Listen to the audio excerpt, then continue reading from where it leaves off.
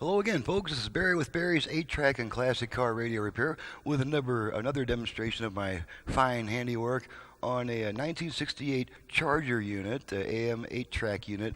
This is from Eric in Laguna Hills, California. Eric has requested the modern FM conversion with the increased power output, the Bluetooth feature, and let's zoom in real quick here. So I can show you the location of the built-in Bluetooth microphone. That is through a tiny hole that I drilled right here next to the track change button. And so we'll zoom back out. Now, one thing I'll point out here is the built-in Bluetooth microphone is going to transfer vibration from behind the dash, and so it may not always be the best choice. And for that reason, there's also an external Bluetooth microphone that the customer can use, and that plugs into, in this case, the back of the unit. It's on a 9-foot cable and it can be clipped right onto the driver's seat visor, and plenty of cable to hide behind stuff. So if the built-in Bluetooth microphone turns out to be too noisy because of the vibration that it's able to transfer, then you can always use the built-in Bluetooth microphone. Only one will work at a time. Plugging in the external Bluetooth microphone disables the internal one. So now we're going to go ahead and run it through just a quick final test, make sure everything's working properly. So let's go ahead and turn this puppy on. I have it, first let's test the dial lamp. Okay, you can see the dial light coming on as it's supposed to. And let's go ahead and turn the unit on. I've got it set to an FM station at the moment. So we still got time to get those dedications shout-outs in. Maybe you can write it up. And before I run across the dial, let's just make sure that that all the balance and fader functions works. So let's go ahead and switch to our output level meters. Chicanita. Thanks again for cruising with me, the Manicus family. All right, and we're gonna work our balance control. We're gonna move it to the left and to the right. And as you can hear, the speakers changing from left to right. Okay, now this unit did not have a front-rear fader, but it does now in the form of the tone control. That's one thing, the cool feature of the conversion is you have a virtual left and right balance and a front-rear fader control. To activate the front-rear fader, we're going to give our tone control 2 quick turns upwards. On any other radio, it would be clockwise. Since it's a thumb wheel unit, we rotate it upwards, which is the equivalent of rotating it to the right. So let's go ahead and do this twice, and then each time we're going to return it to its original position. I went ahead and backed off the tone control a bit to give myself room to rotate it, so twice upwards. Okay, it didn't activate that time, so let's try it again.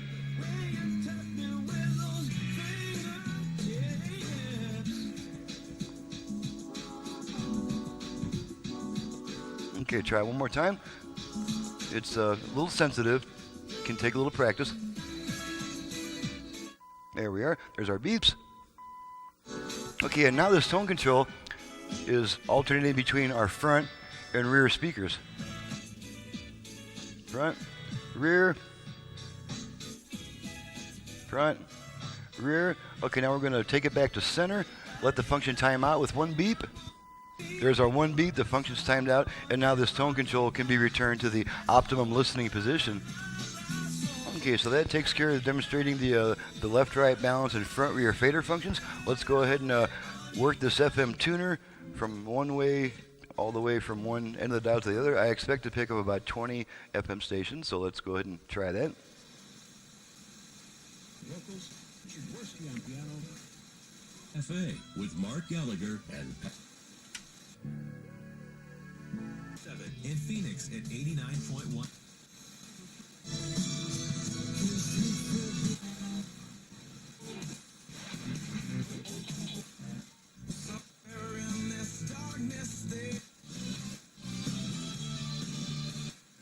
KQNA's Week in Review with Bill Monroe is up.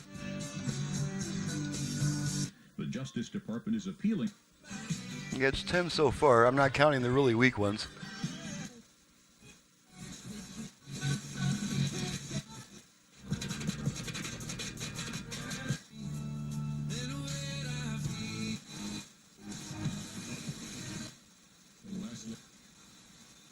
I'm drunk, but I'm both right now.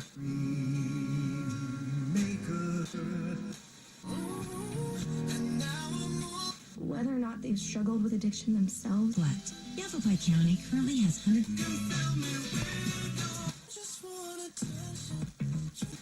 John McCain. Okay, that's 20 right there. Means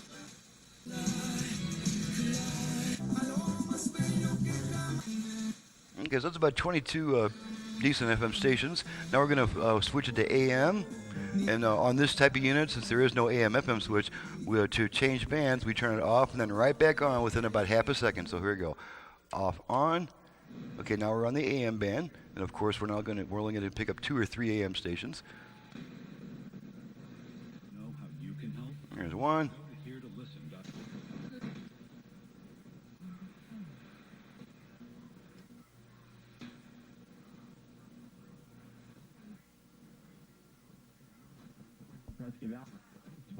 And there's the other one. That's our song station. Okay, I know we're not going to get anything from there to the left end of the dial, so we won't even bother with that. Let's go turn it back to FM. Off, on. Okay, now we're back on FM stereo.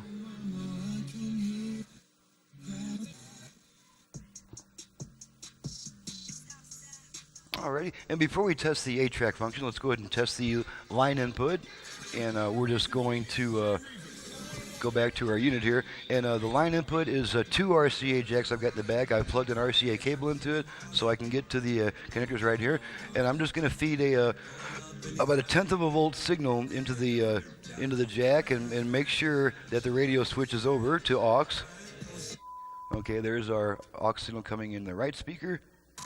I'm sorry, the left speaker, and there's the right speaker. So the radio switched over automatically, and now that we've removed the aux signal, it's going to take about 20 seconds for the radio to come back. That's due to a Vox circuit, VOX, voice-operated switch, which is designed to hold on to the aux signal a little bit longer than it needs to make sure that the radio is not constantly switching back and forth between songs and during quiet music passages. So the radio should be coming back right now. There's our radio back.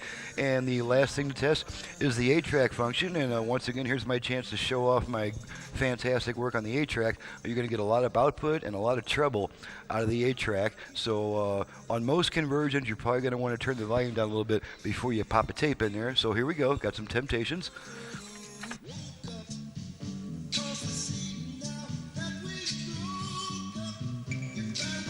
Going to switch tracks a few times.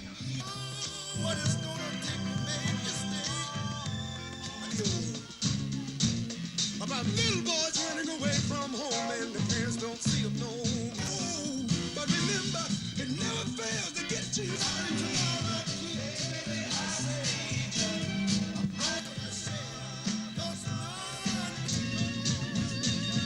Okay, as you can see, we're switching tracks just fine.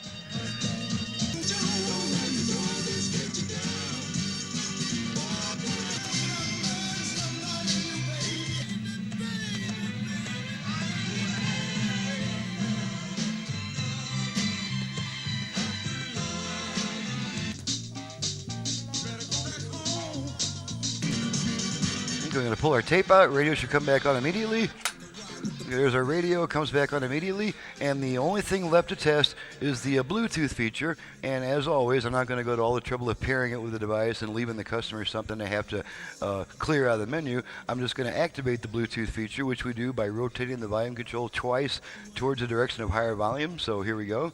We should hear a female voice coming on saying, "Ready to pair."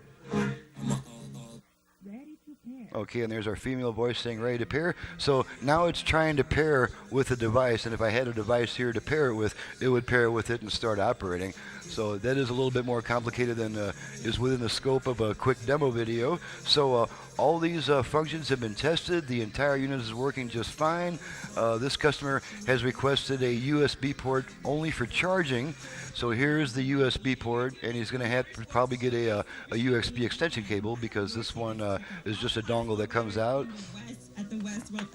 And we're gonna go ahead and give it another several seconds so that we can hear this female voice come back on saying pairing not completed, and that'll let us know that she knows that it did not pair with the device. So just be patient. Several more seconds. I think it takes about 90 seconds for the female to come back on and say pairing not completed. So we'll just let this radio play until then.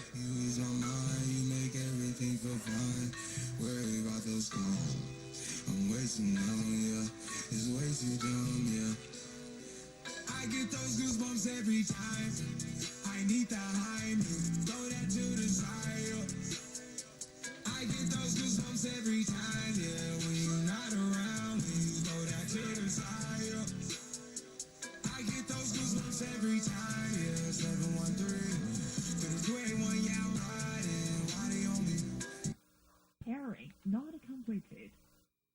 Okay, and there was our female voice saying pairing not completed. So that completes the test. All functions are found to be operating exactly as they should.